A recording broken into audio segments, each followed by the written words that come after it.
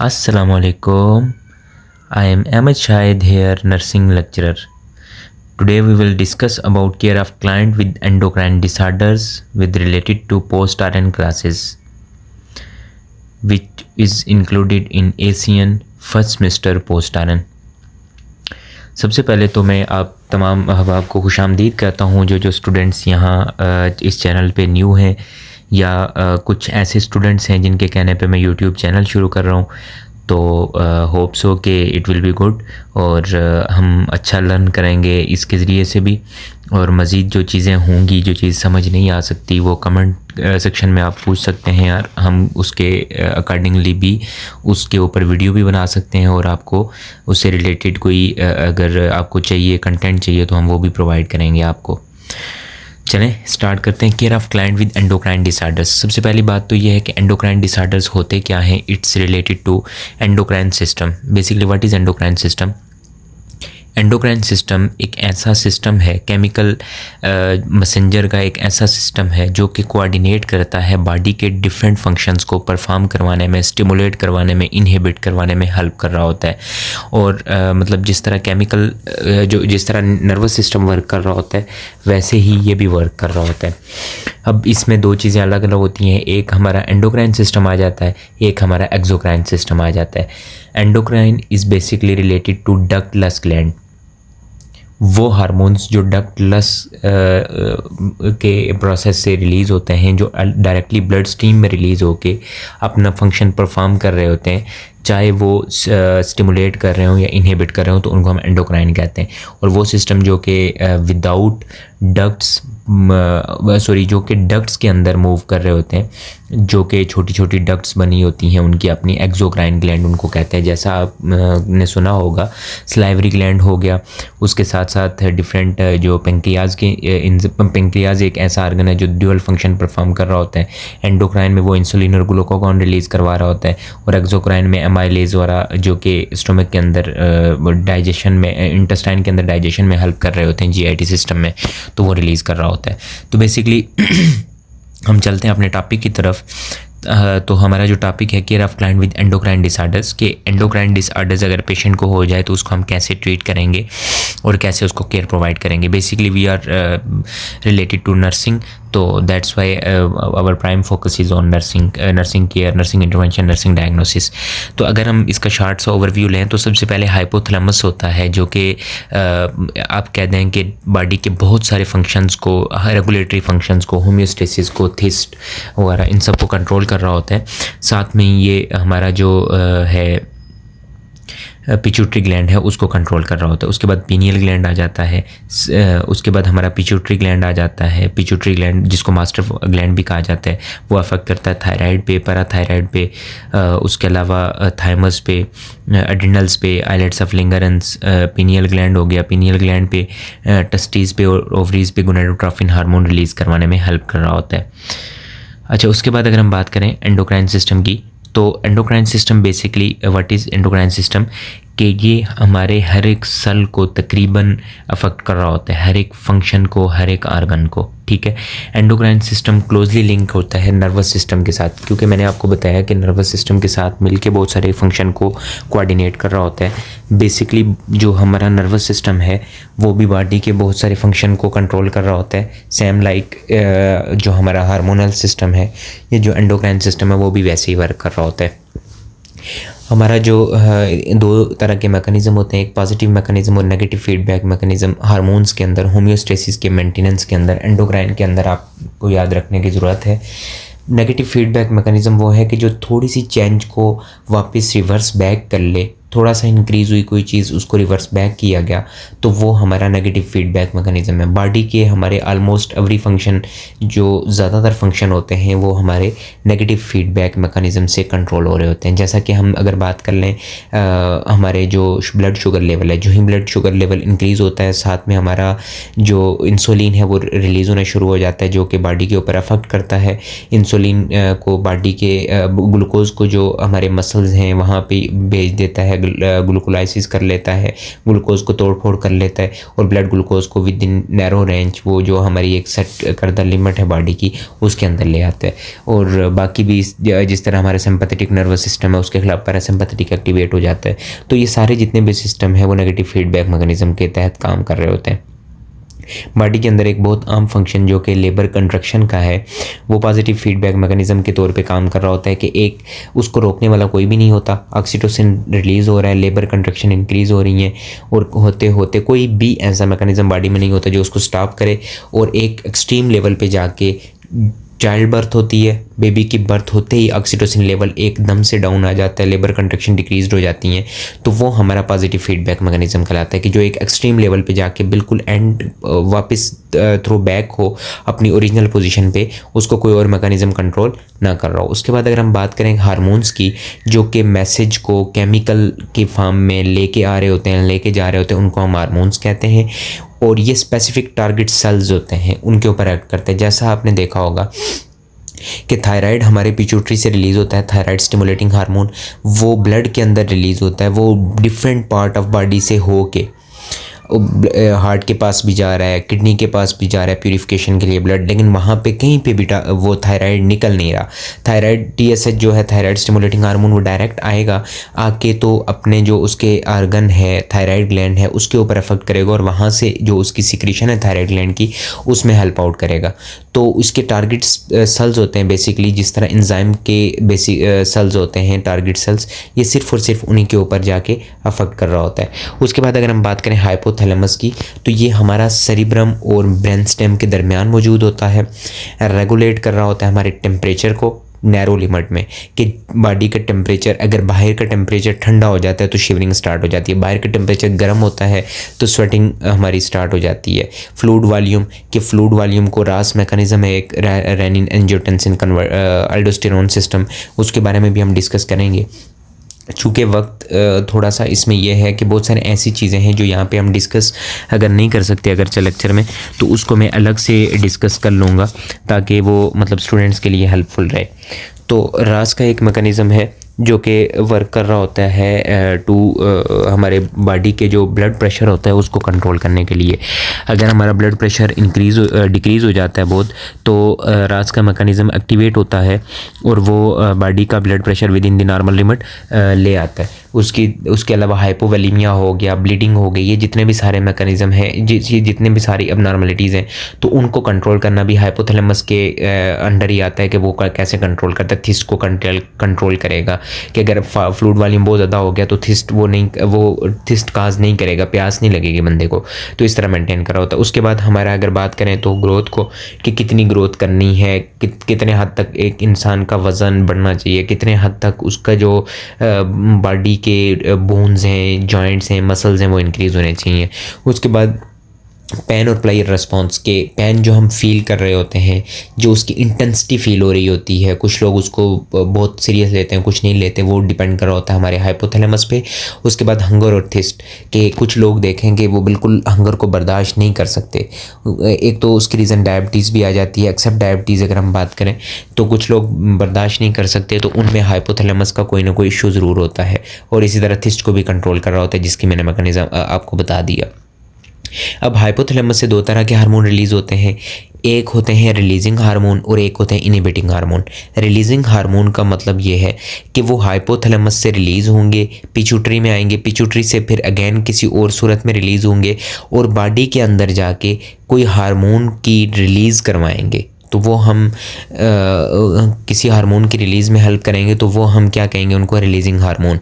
और inhibiting hormone वो hormone होते हैं कि जो हमारे किसी भी हार्मोन के फंक्शन को स्टॉप करवाते हैं। हार्मोन अगर रिलीज़ हो रहा है तो उसकी जो इनहिबिशन काज करते हैं वो हमारे इनहिबिटिंग हार्मोन होते हैं। जैसा कि हम अगर बात करें कॉर्टिकोट्रोफिन रिलीजिंग हार्मोन, ये हमारा हाइपोथैलेमस से रिलीज़ होगा, पिट्यूटरी पे आएगा, पिट्यूटरी से ACTH एड्रेनोकार्टिकोट्रोफिक हार्मोन रिलीज़ होगा, वो एड्रिनल ग्लैंड के ऊपर आएगा और वहाँ से आके हमारा जो एपिनेफ्रिन, नॉरएपिनेफ्रिन है या दूसरे जितने भी हार्मोन है, अल्डोस्टेरोन है, ग्लूकोकार्टिकॉइड, मिनरलोकार्टिकॉइड, उनकी रिलीज़ में हेल्प करेगा।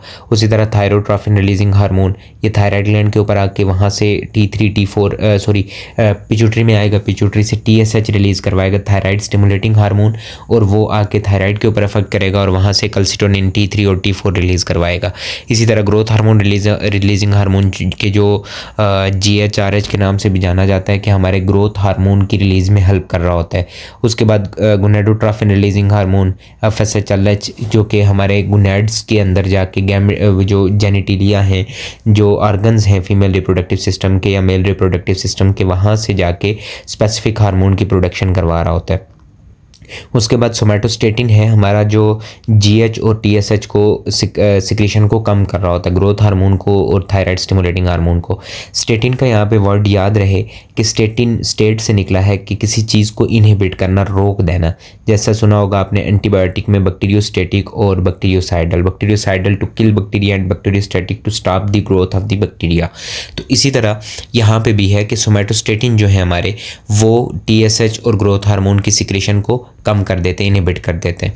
उसके बाद अगर हम बात करें तो पिट्यूटरी ग्लैंड आ जाता है, जो कि हमारा हाइपोथैलेमस के नीचे प्रेजेंट होता है, ठीक है। इसको हम मास्टर ग्लैंड के नाम से भी जानते हैं, और इसको दो हिस्सों में तकसीम किया जाता है। एक है हमारा इंटीरियर और एक है पोस्टीरियर। एंटीरियर जो हमारा उसका लोब है वो बहुत सारे हार्मोन रिलीज़ करवा रहा होता है, और पोस्टीरियर के अंदर से सिर्फ दो हार्मोन रिलीज़ होते हैं, ऑक्सीटोसिन और वैसोप्रेसिन है, जिसका दूसरा नाम ADH है। बाकी जितने भी हार्मोन हैं वो सारे एंटीरियर पिट्यूटरी से रिलीज़ हो रहे होते हैं, जिसमें हमारा आ जाता है GH आ जाता है, ACTH आ जाता है, TSH आ जाता है, FSH और LH आ जाता है। उसके अलावा प्रोलैक्टिन आ जाता है, और मतलब ये आगे डिफरेंट हार्मोन, ये हार्मोन दूसरे हार्मोन पे अफेक्ट करते हैं और वहाँ से रिलीज़ करवा रहे होते हैं डिफरेंट हार्मोन्स को।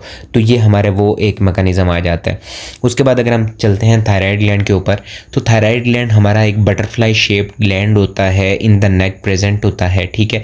ट्रैकिया के आइदर साइड पे प्रेजेंट है, दोनों साइड पे, बटरफ्लाई का एक पर एक साइड पे और दूसरा पर दूसरी साइड पे प्रेजेंट होता है। और दोनों जो लोब हैं वो आपस में इस्थमस, एक आप कह दें कि एक शीट है जिसके ज़रिए से वो आपस में अटैच होते हैं। और इनका फंक्शन, जो थायराइड ग्लैंड का फंक्शन है, आयोडीन की प्रेजेंस में होता है, कि अगर आयोडीन प्रेजेंस है तो ये फंक्शन करेंगे। जिस तरह आप कुछ हद तक ये कह सकते हैं कि बैक्टीरिया को अपना वर्क करने के लिए ग्लूकोज की ज़रूरत होती है, और मतलब वायरस को वर्क करने के लिए जो होस्ट की मशीनरी है, जो न्यूक्लियोटाइड, न्यूक्लिक एसिड है, DNA हो गया, RNA, उसकी ज़रूरत होती है। अगर वो ना मिले तो वो अपना काम नहीं करता। लाइक एस, अच्छा, ये क्या करता है कि 3 हार्मोन की सिक्रेशन में हेल्प कर रहा होता है, जो कि हमारे मेटाबॉलिक रेट को कंट्रोल कर रहे होते हैं, इन्वॉल्व होते हैं मेटाबॉलिक रेट के मैनेजमेंट के और सीरम कैल्शियम लेवल की मैनेजमेंट में।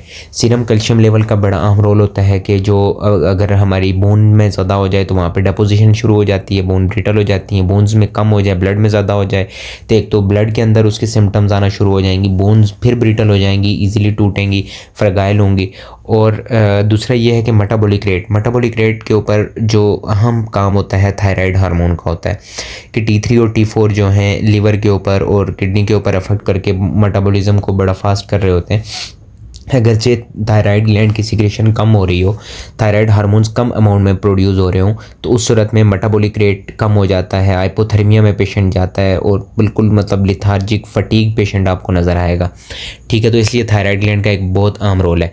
जैसे हम यहाँ पे देख लेते हैं कि न्यूरोट्रांसमीटर हैं जो कि हाइपोथैलेमस के पास आए, वहाँ से TRH को रिलीज़ करवाया, थायराइड रिलीजिंग हार्मोन, और ये पिट्यूटरी पे आया, पिट्यूटरी से वहाँ उसने TSH, thyroid stimulating hormone release करवाया, जिसने आके थायराइड के ऊपर अफेक्ट किया, और थायराइड से हमारे T3 और T4 रिलीज़ हुए, जो कि डिफरेंट लिवर के ऊपर जाके वहाँ से डाइजेस्टिव का जो मैकेनिज़्म है उसको फास्ट करवा रहे होते हैं, मेटाबॉलिज्म फास्ट करवा रहे होते हैं।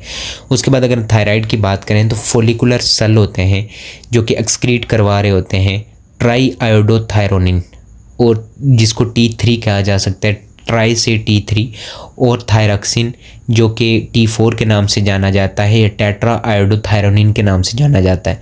ये हमारे मेटाबॉलिक रेट को इंक्रीज़ करता है। बोन और प्रोटीन के टर्नओवर, अगर बोन कहीं पे टूट जाती है, जो सेल पुराने हो रहे होते हैं, प्रोटीन जो टूट फूट रही होती है, दोबारा नई बनाने की जो सलाहियत है उसको टर्नओवर कहा जाता है, उसको इंक्रीज़ कर रहा होता है। उसके साथ साथ कैटेकोलामाइंस जो कि हमारे बॉडी के बहुत आम न्यूरोट्रांसमीटर हैं, जो मसल्स की मूवमेंट में बहुत आम रोल प्ले कर रहे होते हैं, उनका जो रिस्पॉन्स रेट है, जो उनके फंक्शन की एबिलिटी है, उसको इंक्रीज़ कर रहा होता है। अच्छा, उसके बाद ये अगर हम बात करें तो इन्फेंट के लिए बहुत ज़रूरी है, चूँकि मेटाबॉलिज्म की हमने बात की सॉरी चूँकि हमने मेटाबॉलिज्म की बात की, तो इन्फेंट्स के अंदर या चिल्ड्रन के अंदर मेटाबॉलिज्म रेट बहुत फास्ट होता है। उनकी बोन्स जो हैं आपस में, कार्टिलेजेस जो सरफेसेस होती हैं वो आपस में जुड़ रही होती हैं, डेवलपमेंट हो रही होती है, बहुत सारे आर्गन्स की डेवलपमेंट हो रही होती है। तो उस सूरत में वहाँ पे मेटाबॉलिज्म बहुत ज़्यादा चाहिए होता है। कैल्शियम, विटामिन्स, मिनरल्स, ये सारी चीज़ें बहुत ज़्यादा अमाउंट में चाहिए होती हैं, जिसके लिए बहुत आम रोल प्ले कर रहा होता है थायराइड सी सेल हमारे कैल्सिटोनिन को रिलीज़ कर रहे होते हैं, जो कि ब्लड के कैल्शियम लेवल को कम करता है। यहाँ पे एक कंसेप्ट जो समझना है वो ये है कि जो सी सेल लफ्ज़ से याद रखिएगा कैल्सिटोनिन, तो कैल्सिटोनिन का मतलब क्या हुआ कि वो ब्लड के अंदर कैल्शियम लेवल को कम करेंगे। तो अब ज़ाहिर है वहाँ से निकालेंगे, कहीं तो भेजेंगे, तो ये कहाँ भेजेंगे? ब्लड से निकाल के बोन्स के अंदर, ठीक है। और दूसरा एक हार्मोन हम आगे पढ़ेंगे, पैराथार्मोन, वो इसके एंटागोनिस्ट काम कर रहा होता है, इसके अपोजिट काम कर रहा होता है कि वो बोन से निकाल के वापस ब्लड के अंदर मूव करवा रहा होता है। उसके बाद अगर हम देखें तो पैराथायराइड ग्लैंड, ये थायराइड ग्लैंड की थोड़ी सी एनाटॉमी फिजियोलॉजी होगी। उसके बाद अगर हम देखें पैराथायराइड ग्लैंड, तो पैराथायराइड ग्लैंड में ये है कि embedded with the posterior lobe of thyroid gland. Thyroid gland के बैक साइड पे प्रेजेंट होते हैं पैराथायराइड ग्लैंड।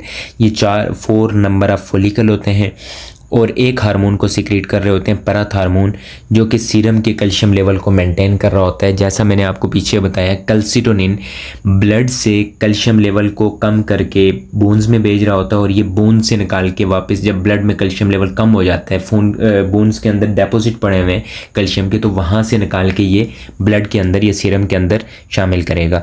उसके बाद अगर हम बात करें पेंक्रियाज के, तो लोकेटेड बिहाइंड द स्टोमक, ठीक है, स्टोमक के बैक साइड पे स्प्लीन और डुडेनियम जो कि first part of small intestine है, उनके दरमियान प्रेजेंट होता है। और इसके 2 मेजर फंक्शन हैं। 2 मेजर फंक्शन की अगर हम बात करें, एक तो वो डाइजेस्टिव इंजाइम्स रिलीज़ कर रहा होता है, ठीक है, दूसरा 2 हार्मोन रिलीज़ कर रहा होता है, इंसुलिन और ग्लूकागॉन। ये आगे लंबी बहस है कि वो कहाँ से रिलीज़ होते हैं, उसको भी हम अलग से डिस्क्राइब करेंगे डायबिटीज़ मेलाइटस के अंदर। बहरहाल 2 हार्मोन रिलीज़ करवा रहा होता है जो ब्लड ग्लूकोज लेवल को मेंटेन कर रहे होते हैं। उमूमन तो मतलब इंसुलिन के साथ सबका वास्ता ही होता है, कोई ना कोई पेशेंट कोई ना कोई घर में यूज़ कर ही रहा होता है इंसुलिन। अगरचे मतलब पोस्ट आरएन वालों को तो खैर जो कि क्लिनिकल साइड पे हैं वो उनको तो अच्छे तरीके से आइडिया होता है, लेकिन वो लोग जो कि क्लिनिकल साइड पे मौजूद नहीं होते, घरों में कोई बीएसएन है या कोई आउट ऑफ क्लिनिकल प्रैक्टिस है, तो उन लोगों में अगर बात की जाए तो ग्लूकागॉन का एक नाम बहुत कम सुना जाता है, इंसुलिन का फिर भी सुना होता है। तो ग्लूकागॉन, इंसुलिन हमारा ब्लड ग्लूकोज लेवल को कम कर रहा होता है, लेकिन जब हाइपोग्लाइसीमिया होता है तो ग्लूकागॉन ब्लड ग्लूकोज लेवल को इंक्रीज़ करवा रहा होता है, उसको डिफरेंट जो टिश्यूज़ हैं, मसल्स हैं, वहाँ पे अगर वो अकमुलेट हो तो वहाँ से निकाल के। उसके बाद अगर हम बात करें डायबिटीज़ इंसिपिडियस की, कि एडीएच के फंक्शन क्या है और डायबिटीज़ इंसिपिडियस क्या होता है, 2 डिफरेंस एक टर्म आपने याद रखनी है, डायबिटीज़ इंसिपिडियस और diabetes mellitus. Diabetes mellitus is something else which is related to the pancreas and which is related to the 2 hormone insulin and glucagon, and diabetes insipidus is another thing which is related to ADH और vasopressin, anti diuretic hormone. तो basically क्या होता है, angiotensin 2 जो कि convert हो रहा होता है एंजियोटेंसिन 1 से एंजियोटेंसिन 2, और एंजियोटेंसिन 2 का क्या काम होता है कि वो जो ही ब्लड के अंदर ब्लड का वॉल्यूम बॉडी के अंदर कम हो गया, ब्लड प्रेशर डाउन हो गया, रेनिन रिलीज़ हुआ किडनी में, शॉर्ट सा मैं ओवरव्यू दे देता हूँ, वो गया लंग्स के पास, एंजियोटेंसिन 1 बनाया उसने, ठीक है, वहाँ से एंजियोटेंसिन रिलीज़ हुआ, एंजियोटेंसिन 1 में कन्वर्ट हुआ, वो फिर 2 में कन्वर्ट हुआ, 2 में कन्वर्ट होने के बाद वो उसने क्या करना होता है कि एल्डोस्टेरोन जो है किडनी में जो हार्मोन है उसकी रिलीज़ में हेल्प करवाता है। एल्डोस्टेरोन जब रिलीज़ होता है तो वो क्या करता है कि सोडियम को बॉडी के अंदर रिटेन करना शुरू करता है। चूँकि एक सोडियम का मालिक्यूल 25 मालिक्यूल ऑफ वाटर को कंबाइन कर सकता है, तो इस वजह से ये बड़ा ज़रूरी है कि अगर बॉडी के अंदर हमने फ्लूइड को मेंटेन रखना है तो मैग्नेटिक एक ऐसी चीज़ होनी चाहिए जो कि सोडियम के पास है, जो वाटर को अपने पास खींच के रख देती है। तो तो वो उसको अकमुलेट करने में, वाटर को बॉडी के अंदर रिटेन करने में हेल्प कर रहा होता है। तो उस सूरत में फिर क्या करता है कि एंजियोटेंसिन 2 रिलीज़ होगा तो पिट्यूटरी से आएगा वैसोप्रेसिन क्या करेगा कि जो रिनल फ्लूइड रीअब्जॉर्प्शन है, फ्लूइड अगर एक दफ़ा अब्सॉर्ब हो गया, दोबारा एकदम से बॉडी के अंदर वॉल्यूम कम हो गया due to any injury, due to diarrhoea, severe diarrhoea, या फिर कोई इस तरह का कट लग जाता है, तो एकदम से वो रिनल को कहेगा, किडनी को कहेगा कि भाई रीअब्जॉर्ब करें, जो आपने अब्जॉर्प्शन कर लिया उसको दोबारा रीअब्जॉर्ब करें, वहाँ पे कोई सोडियम, कोई वाटर का कंटेंट बाहर नहीं जाना चाहिए। तो उस सूरत में एक तो यूरिन भी रिटेन हो जाता है, अगर नॉर्मल मैकेनिज्म है ये। तो उस सूरत में क्या होता है कि यूरिन बॉडी के अंदर रिटेन हो जाएगा, जितना भी फ्लूइड बॉडी को ज़रूरत है वो बॉडी के अंदर जमा हो जाएगा, जो ब्लड वॉल्यूम को इंक्रीज़ कर रहा होगा। दूसरी चीज़ आ जाती है सिंपैथेटिक स्टिमुलेशन, कि सिंपैथेटिक नर्वस सिस्टम जब हमारा एक्टिवेट होता है, जो फ्लाइट या फाइट का रिस्पॉन्स है, भागो या मारो, ठीक है, अगर मिसाल के तौर पे कोई ऐसी चीज़ आपके पीछे पड़ जाती है या कहीं कोई ऐसी सिचुएशन क्रिटिकल आ जाती है जहाँ से भागना पड़ जाता है, तो उस सूरत में आपका वैसे आप भागें तो आप शायद 500 मीटर भी नहीं भाग सकेंगे आम रूटीन में, वो आपके लिए पेनफुल होगा, अब्डोमेन, सांस बहुत ज़्यादा फूल जाएगी, टेकिकार्डिया हो जाएगा, उसके बाद बॉडी के डिफरेंट पार्ट से आपको पेन होना शुरू हो जाएगा। लेकिन अगर सिंपैथेटिक नर्वस सिस्टम एक्टिवेट हो जाता है कि हमें किसी सिचुएशन में भागना पड़ता है, तो उस टाइम हमारा sympathetic nervous system adrenaline release होता है, जो बॉडी के डिफरेंट फंक्शन को बहुत शार्प कर देता है। एक तो आँखों की जो फोकस है वो बहुत ज़्यादा तेज़ हो जाता है, ब्रेन के पास ग्लूकोज की अमाउंट ज़्यादा पहुँचना शुरू हो जाती है ताकि वो जल्दी थिंक करे कि कहाँ से कट मार के कैसे निकलना है। उसके बाद क्या है कि हमारी जो भागने की सलाहियत है, मसल्स के पास ऑक्सीजन पहुंचना और ग्लूकोज पहुंचने शुरू हो जाती है ज़्यादा अमाउंट में, कि बॉडी उसको रेडी कर रही होती है भगाने के लिए। तो सिंपैथेटिक नर्वस सिस्टम जब एक्टिवेट होता है तो ज़ाहिर है ज़्यादा अमाउंट में ऑक्सीजन चाहिए, ज़्यादा अमाउंट में चाहिए तो वॉल्यूम भी ज़्यादा चाहिए, प्रेशर भी ज़्यादा चाहिए। तो फिर क्या करेगा, पिट्यूटरी वैसोप्रेसिन रिलीज़ करवाएगा, किडनी के अंदर रीअब्जॉर्प्शन के प्रोसेस को इंक्रीज़ कर देगा। दूसरी साइड पे वैसोप्रेसिन जो वैसो कंस्ट्रिक्शन है वो करवा देगा ताकि ब्लड प्रेशर, आर्टीरियल जो प्रेशर है वो इंक्रीज़ हो जाए और ब्लड का वॉल्यूम इंक्रीज़ हो जाए, जो कि जिसकी वजह से आर्टीरियल प्रेशर भी खुद ब खुद भी इंक्रीज़ हो सकता है। उसके बाद अगर हम बात करें हाइपर ऑस्मोलैरिटी, बस सिंपल अल्फाज में मैं अगर कहूँ तो कंसनट्रेटेड ब्लड जब बहुत ज़्यादा कंसनट्रेटेड हो जाता है, गाढ़ा हो जाता है, थिक हो जाता है, तो उसका प्रेशर कम हो जाता है, ठीक है, उसका जो प्रेशर है वो कम हो जाता है। प्रेशर कम होने की वजह से अब क्या होगा कि वो उसको ज़्यादा अमाउंट में वाटर चाहिए ताकि वो डाइल्यूट हो सके, तो फिर पिट्यूटरी के पास मैसेज जाएगा, पिट्यूटरी वैसोप्रेसिन रिलीज़ करेगा, वैसो कंस्ट्रिक्शन हो जाएगी, साथ में फ्लूइड जो है रीअब्जॉर्ब होने शुरू हो जाएगा और ब्लड का वॉल्यूम इंक्रीज़ हो जाएगा, जिसकी वजह से आर्टीरियल प्रेशर जो है वो इंक्रीज़ हो जाएगा। उसके बाद अगर हम बात करें हाइपोवोलेमिया की अगर हम बात करें तो हाइपोवोलेमिया डायरिया हो गया, कोई कट लग गया, कि कोई इंजरी हो गई, ब्लड वेसल्स मेजर कोई ब्लड वेसल कट गई, उसकी वजह से लॉस हो गया, या बहुत ज़्यादा स्वेटिंग हो गई, तो किसी भी वजह से अगर बहुत ज़्यादा ब्लड लॉस हो गया, वॉल्यूम लॉस हो गया, तो उस सूरत में फिर पिट्यूटरी अपने जो दो फंक्शन हैं रिनल के ज़रिए से और वैसो कंस्ट्रिक्शन के ज़रिए से उसको कवर करेगा।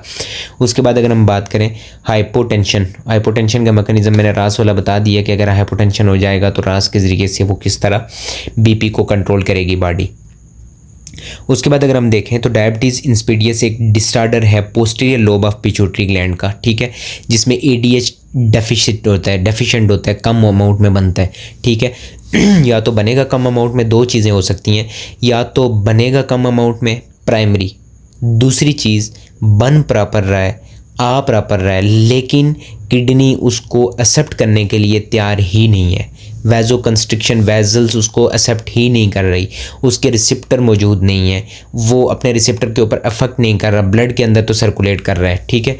तो वो दो रीज़न हो सकती हैं, जैसा कि अगर कोई हेड ट्रॉमा हो गया, प्राइमरी की अगर मैं बात करूं कि एडीएच डेफिशिएंट है तो वो किस वजह से हो सकता है, एक तो हेड ट्रॉमा हो सकता है, ब्रेन ट्यूमर हो सकता है, इरिटेशन ऑफ पिट्यूटरी ग्लैंड हो गया कि वहाँ पे कोई रेडिएशंस पिट्यूटरी ग्लैंड को मिल रही थी जिसकी वजह से वो डिस्टर्ब हो गया, इन्फेक्शन हो गया सेंट्रल नर्वस सिस्टम का जिसमें मेनिंजाइटिस है, एन्सेफेलाइटिस है, ट्यूबरकुलोसिस है, या फिर कोई ट्यूमर बन गया स्कल के अंदर, क्रेनियल कैविटी के अंदर, जहाँ पे उसने पिट्यूटरी ग्लैंड को जो प्रेस आउट कर लिया या उसको स्टॉप कर लिया, या फिर लिम्फोमा हो गया कि कोई लिम्फेटिक जो सिस्टम है, लिम्फ नोड है, उसका कोई कैंसर हो गया, ब्रेस्ट का हो गया, लंग का हो गया, या फिर ये है another renal tubules to respond. दूसरी मैंने रीज़न आपको बता दी है पहले कि एडीएच को रिस्पॉन्ड ही नहीं किया जा रहा, रीनल ट्यूब्यूल जो हैं वो उसको एक्सेप्ट ही नहीं कर रही, वो उसको मानती ही नहीं है, वो इसको तस्लीम ही नहीं करती, वो उसको एक्सेप्ट ही नहीं कर रही। तो उस सूरत में क्या होगा कि एडीएच प्रोड्यूस तो हो रहा है, यूटिलाइज़ नहीं हो रहा। तो एक तो ब्लड के अंदर एडीएच की अमाउंट बढ़ रही है, तो दूसरा ये है कि वो यूटिलाइज़ नहीं हो रहा।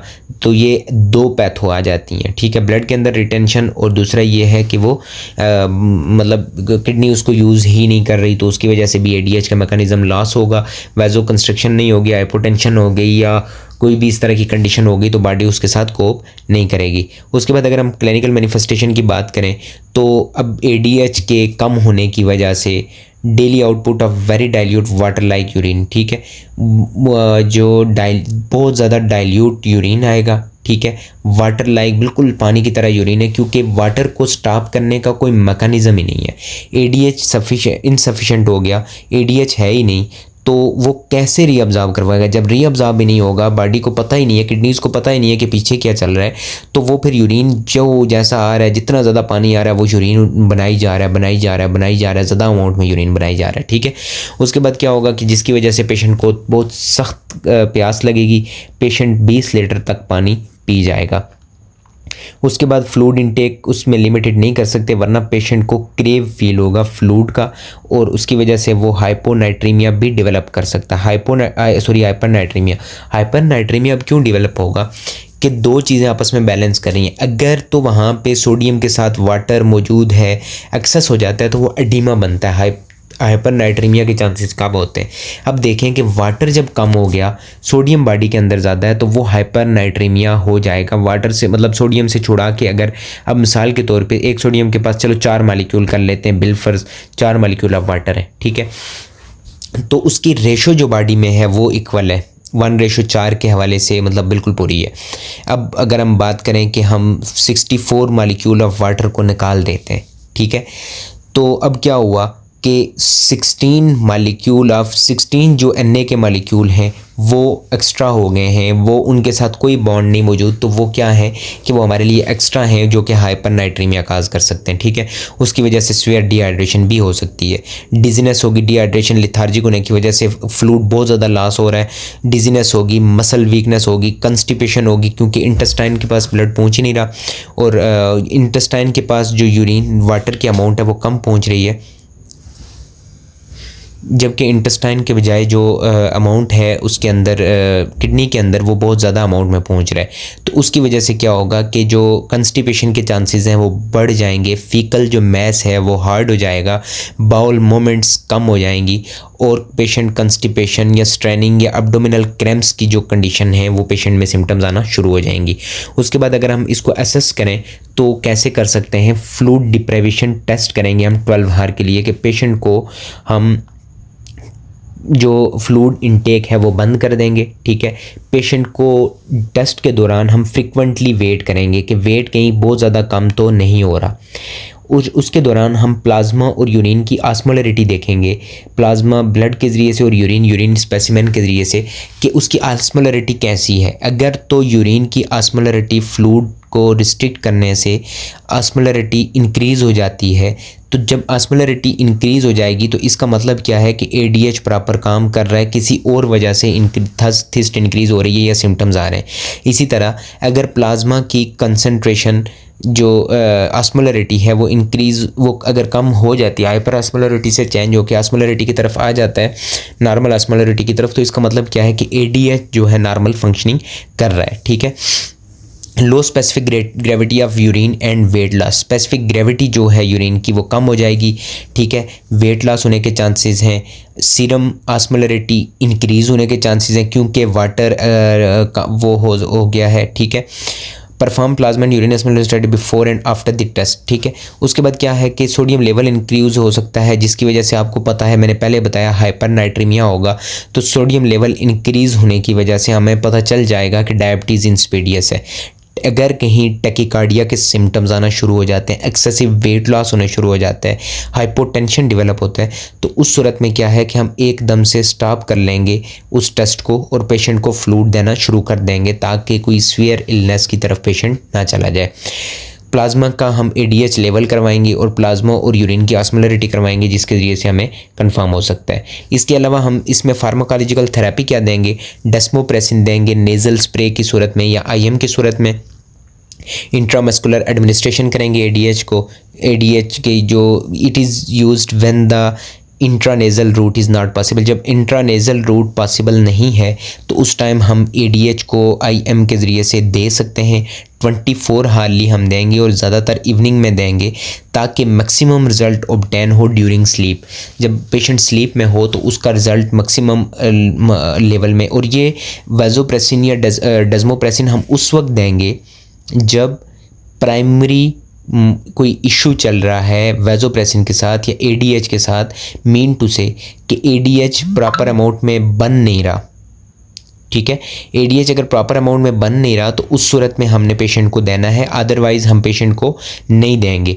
क्योंकि अगर किडनी के अंदर ऐसा कोई इशू है जो वो रिसीव नहीं कर रहा, उसको उसके पास रिसेप्टर मौजूद नहीं है या वाजोप्रेसिन को रिस्पॉन्ड नहीं कर रहा, तो उस सूरत में हम वाजोप्रेसिन नहीं देंगे क्योंकि वो एक्स्ट्रा काज कर सकता है। उसके बाद एब्डोमिनल क्रैम्प्स आ सकते हैं साइड इफ़ेक्ट के तौर पे जो डेस्मोप्रेसिन हम देंगे। उसके बाद क्या है कि क्लोफिब्रेट है, कार्बामापेजिन है जो कि हम पेशेंट को टिग्राल दे सकते हैं, टिग्राल के नाम से मशहूर है, सीजनल के नाम से भी आती है, लेकिन टिग्राल जो इसका ब्रांड है बहुत अच्छा ब्रांड है। तो वो हम एंटी एपिलेप्टिक या सेडेटिव आप कह दें या एंटी डिप्रेसेंट दे पेशेंट को देंगे ताकि पेशेंट रिलैक्स रहे। मसल्स की मूवमेंट जितनी कम होगी उतना बेहतर होगा पेशेंट के लिए कि उसका जो बॉडी के अंदर वॉल्यूम ऑफ ब्लड है, जो ब्लड का प्रेशर है वो बॉडी के अंदर मेंटेन रहे। उसके बाद अगर हम बात करें नेंडा नर्सिंग डायग्नोसिस की तो इसमें इम्पेयर्ड यूरिनरी एलिमिनेशन होगी। ठीक है, रिलेटेड टू पोलीयूरिया से रिलेट है एज एविडेंस बाय आप कह सकते हैं volume of urine up to 2000 ml per day. उसके बाद आप कह सकते हैं कि फ्लूइड वॉल्यूम डेफिसिट होगा बॉडी के अंदर, या फिर डिस्टर्ब स्लीप पैटर्न होगा related to dizziness, related to fatigue.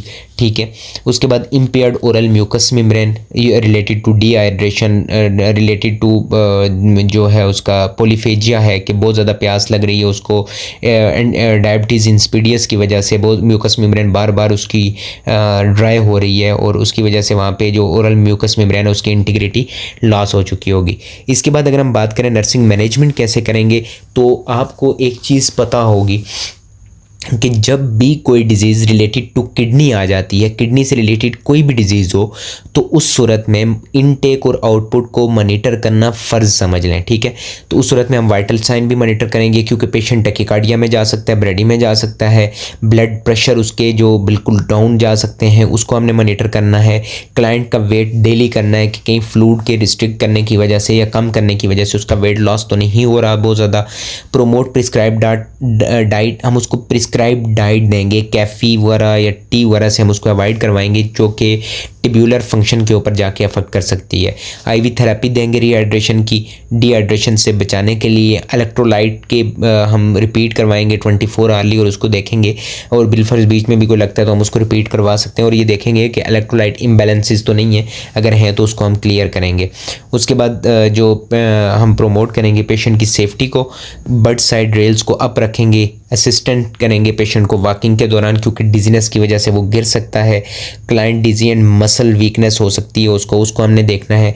Make sure हमने कर लेना है कि क्लाइंट को इजी एक्सेस हो बाथरूम, कि वो इजीली जा सके, बेड पेन हो या फिर मतलब उसके जो answer the call lights properly के उसका कोई कॉल बल हम उसके पास रख दें या उसके कोई भी कॉल पे हम बहुत जल्दी से उसको रेस्पॉन्ड करें क्योंकि ऐसे पेशेंट बहुत ज़्यादा रिस्क पे होते हैं।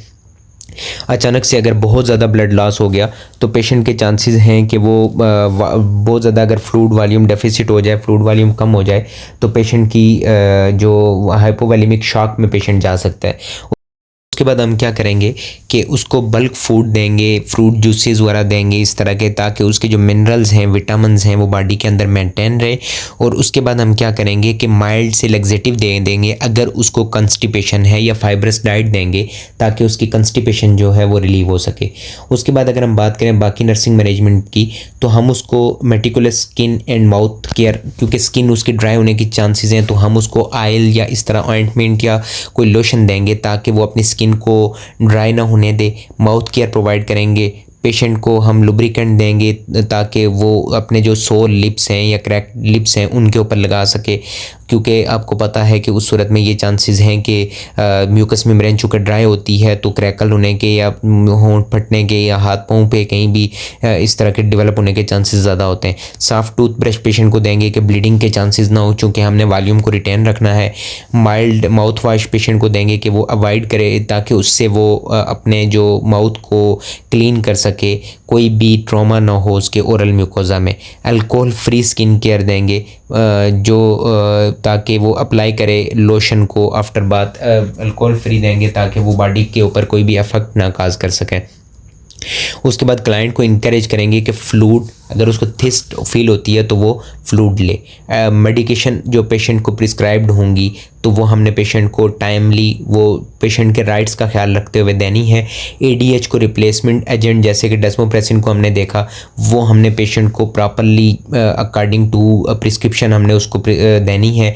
उसके बाद स्टिमुलेंट उसको टिग्रॉल के अगर हम उस प्रिस्क्राइब है तो टिग्रॉल भी देंगे, और उसके जितने भी मेडिसिन हम दे रहे हैं उसके रिलेटेड हम पेशेंट या अटेंडेंट को गाइड करेंगे कि इसके क्या क्या साइड इफ़ेक्ट्स आ सकते हैं और उससे रिलेटेड कौन से साइड इफ़ेक्ट ज़्यादा ख़तरनाक हैं, किस सूरत में डेंजर साइन उसको बता देंगे कि किस तरह की अगर कंडीशन है तो आपने फौरी तौर पे हमें बताना है। उसके बाद वेज़ोप्रेसिन देंगे cautiously to client with coronary art, अगर कोई पेशेंट को करोनरी आर्टरी डिजीज़ है तो ये वैज़ो कंस्ट्रिक्शन बहुत काज करती है, तो इस वजह से हम उसको बड़े एहतियात के साथ क्वेश्चनली उसको देंगे। उसके बाद पेशेंट को एजुकेट करना है रिगार्डिंग लाइफ लॉन्ग वैज़ोप्रेसिन थेरेपी के, अगर लाइफ लॉन्ग उसने वैज़ोप्रेसिन लेनी है तो किस तरह लेनी है, ठीक है। उसका डेली वेट उसको बताएंगे कि वेट मशीन ले ले, डेली वेट करवाए। रिपोर्टिंग, अगर उसका वेट गेन ज़्यादा होता है तो उसको रिपोर्ट करे। बहुत ज़्यादा पोलीयूरिया या पोलीडिप्सिया होता है तो उसका जो प्राइमरी केयर प्रोवाइडर है उसको वो रिपोर्ट करे ताकि उन सिम्टम्स को टाइमली मैनेज किया जा सके। बिलफर्ज अगर कोई उसको हम फॉलोअप के लिए भी बुलाएंगे 1 मंथ या 1 वीक के बाद, कंडीशन के ऊपर डिपेंड करेगा अगर पेशेंट डिस्चार्ज हो गए तो। अदरवाइज़ हम उसको ये कहेंगे कि डेंजर साइन उसको हमने पेशेंट टीचिंग, जो कि बहुत इंपॉर्टेंट फैक्टर है एक नर्सिंग का, उसको मद्देनज़र रखते हुए हमने पेशेंट को टीचिंग देनी है regarding disease, discharge planning, discharge teaching you can say. तो उसमें हमने प्रॉपर गाइड करना है कि मेडिसिन कैसे लेनी है, कब आपने वापस आना है, किस तरह के साइन आए तो आपने रिपोर्ट करना है कि ये साइन क्यों आ सकते हैं, कौन सी मेडिकेशन की वजह साइड इफ़ेक्ट हो सकते हैं, और ये सारी चीज़ें पेशेंट को हमने गाइड करनी है ताकि पेशेंट मुकम्मल तौर पे काउंसल हो जाए और उसको related to disease, related to medicine कोई भी इशू का सामना करना ना पड़े। Thank you so much class, it's enough for today. Tomorrow we will discuss about thyroid disorder, diabetes mellitus and another disease of the endocrine system. तो आज के लिए मेरे ख्याल में इतना काफ़ी है। तो चूँकि लेक्चर काफ़ी लंबा हो चुका है, कल मज़ीद हम इसके आगे डिस्कस करेंगे। कल या वन डे एक दिन को छोड़ के the day after tomorrow we will discuss about it. Hope so के समझ आ गई होगी। अगर किसी को कोई मसला है तो वो कमेंट सेक्शन में पूछ सकते हैं। अदरवाइज़ जो इसको आप पढ़ें और जहाँ से समझ नहीं आती तो वो आप कोई किसी और तरीके से व्हाट्सएप के ज़रिए से, ईमेल के ज़रिए से चूँकि अवेलेबल है तो उसके ज़रिए से भी कंसल्ट कर सकते हैं। Thank you so much for watching. और अपने फेलोज़ को भी रेकमेंड करें कि वो क्योंकि नर्सिंग का एक बड़ा कम देखा जाता है कि कोई लेक्चरर इस तरह यूट्यूब के ऊपर दिए जाते हैं। हम खुद जब स्टडी के दौर में थे तो हमें इस चीज़ की अशद ज़रूरत फ़ील होती थी। तो होप सो कि आपको समझ आएगी और आप अपने फेलोज़ को भी बताएंगे, और ताकि इस तरह का जो इनिशिएटिव लिया है, मेरे जैसे बहुत सारे लोग इनिशिएटिव इस चीज़ का लें और अच्छे अच्छे लेक्चरर जो हैं वो, चूँकि अब हर बंदे की किस्मत में अच्छे टीचर नहीं होते, कुछ लोगों को टीचर मिलते हैं, कुछ को नहीं मिलते। तो अगर इस तरह के इनिशिएटिव लिए जाएँ कि यूट्यूब के ऊपर ऑनलाइन लेक्चर या यूट्यूब के ऊपर लेक्चर दिए जाएँ तो होप सो कि